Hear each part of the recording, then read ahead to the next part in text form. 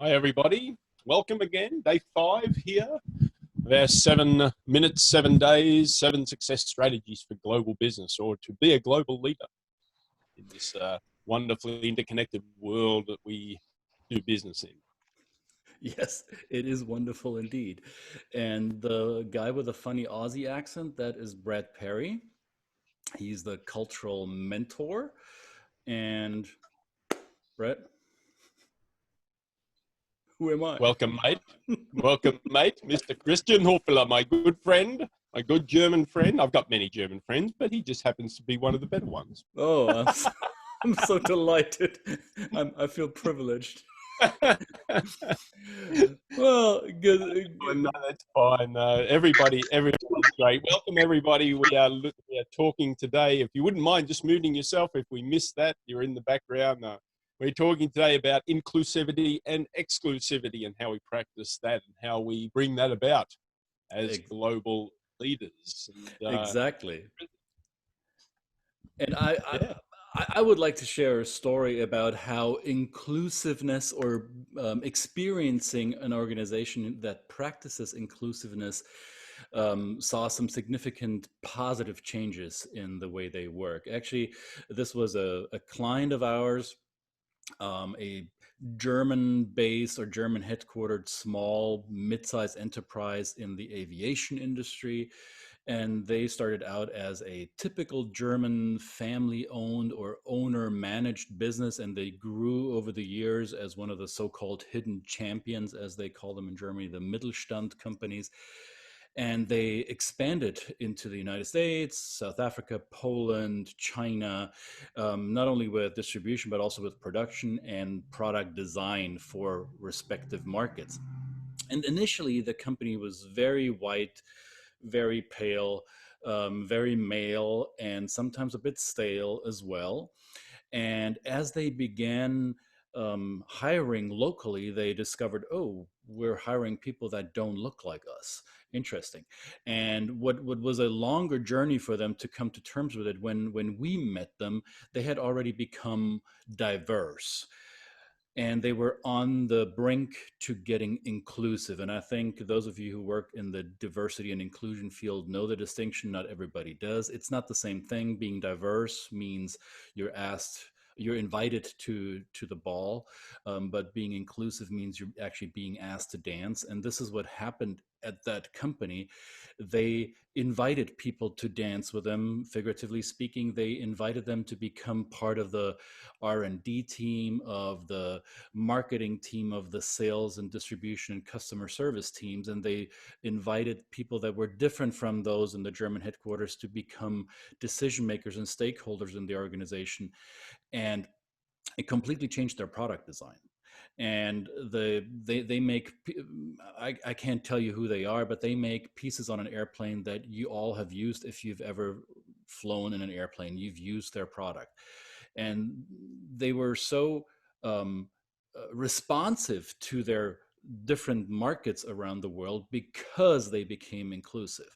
So inviting people not only to the ball, but asking them to dance, asking them to take a decision-making, decisive role within their teams allowed this company to become much quicker in the response to market demands, and therefore also allowed them to grow at rates that none of their competition was able to.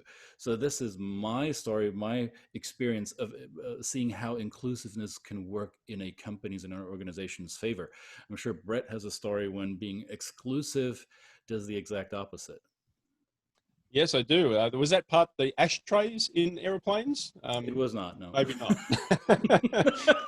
Well, back in my days of owning and running retail stores, I had an experience where I used to come in because I was a boss, so I turned up late. But I would come in the front door just to assess the store. There was always there was this young gentleman who used to busk. We call it busking as a musician with his guitar out the front of my store. And one day I turned up and he was missing. And I walked up the street and he was actually he was a couple of doors up at somebody else's store. And I said to him, where did you go? Why are you down here? And he said, oh, well, your manager told me to move away.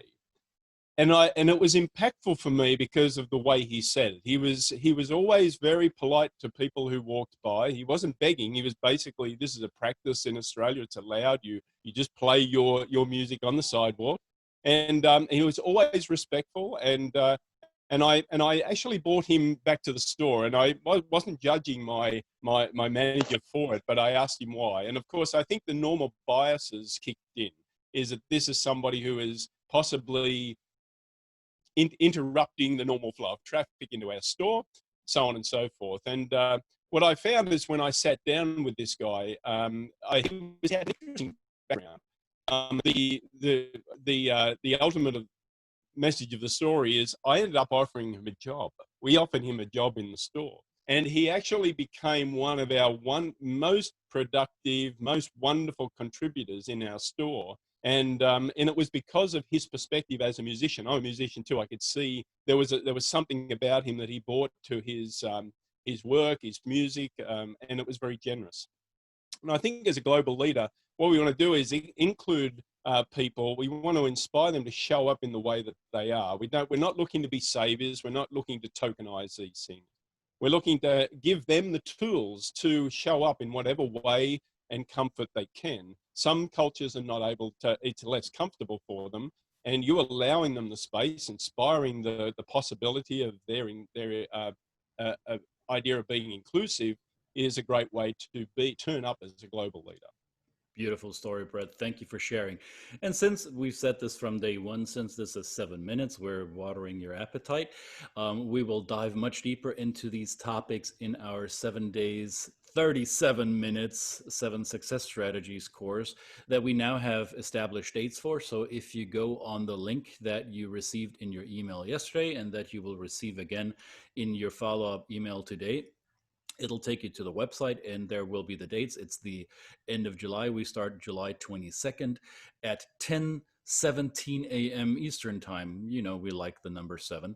And you'll figure out the details as you go on that link. So this was inclusivity and exclusivity today. Thank you for being with us. See you and all of us again tomorrow. Thank you, Brett. Same time, same place, same link.